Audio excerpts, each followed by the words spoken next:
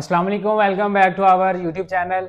आज हम एक बहुत ही इंटरेस्टिंग टॉपिक लगा लें या एक बहुत ही इफेक्टिव क्वेश्चन जो मोस्टली लोगों का है उसको डिस्कस करने जा रहे हैं।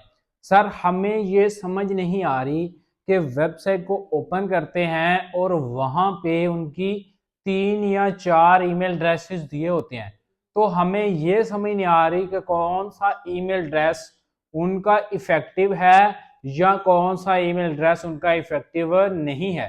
तो सबसे पहले इस टॉपिक को इस तरह डिस्कस करते हैं कि अगर आपके पास वेबसाइट पे 4 ईमेल्स दी हुई हैं, उनमें से एक ईमेल जो है वो एडमन एट द रेट आगे डोमेन का नेम है और .com है, और दूसरी ईमेल जो है वो editor at the rate domain name .com है।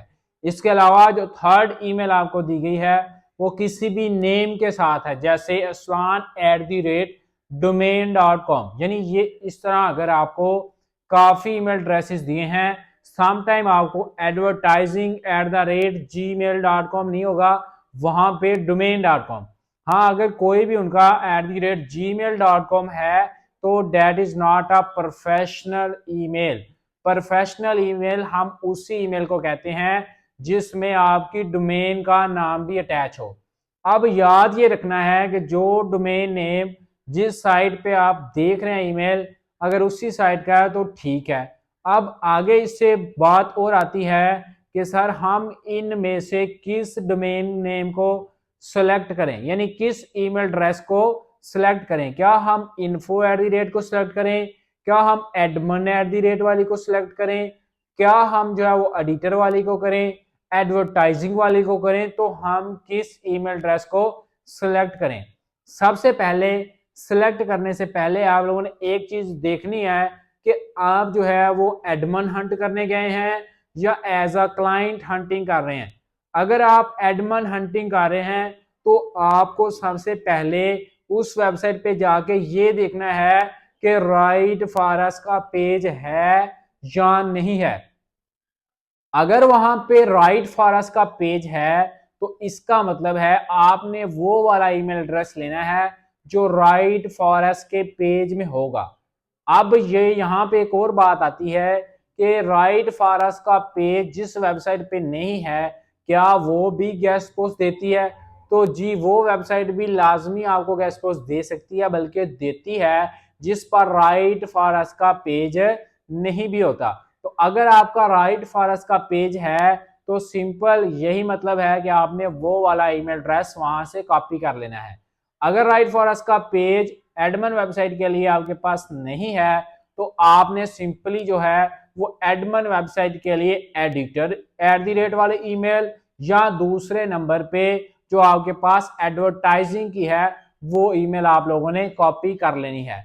अब इसके अलावा एक और चीज है कि हम जब इन ईमेल्स पे मैसेज करते हैं तो डिलीवरी इनकम्प्लीट का रिस्पॉन्स आता है।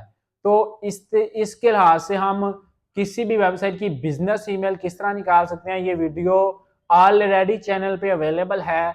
आप क्वेश्चन आंसर नहीं बल्कि गूगल क्लाइंट हंटिंग की प्लेलिस्ट में जाएंगे तो वहां पे आपको how to find business email की एक वीडियो नजर आ सकती है।